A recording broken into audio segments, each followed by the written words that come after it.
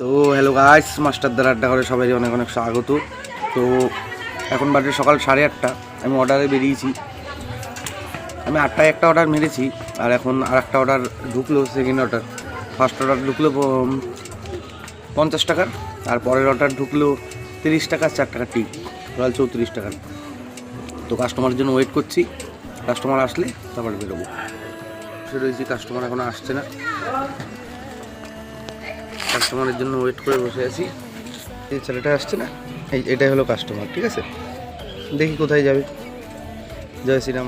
তো কাজ করতে করতে অর্ডারটা দিয়ে যখন আসছি, তখন দেখি রাস্তার পাশে রেলগেটে এই মাছওয়ালা কাকাটা মাছ কেটে কেটে বিড়ালদেরকে খাওয়াচ্ছে। মানে উনি মাছ বিক্রি করেন, আর এক্সট্রা কিছু মাছও কেনেন, যেগুলো এই রাস্তার কুকুর বিড়ালদের খাওয়ান। গাইস, আজকালকার দিনে এরকম কাইন্ড হার্টেড মানুষ খুব কম দেখা পাওয়া যায়। তো ভাইরাল করলে এরকম মানুষদেরকে ভাইরাল করুন।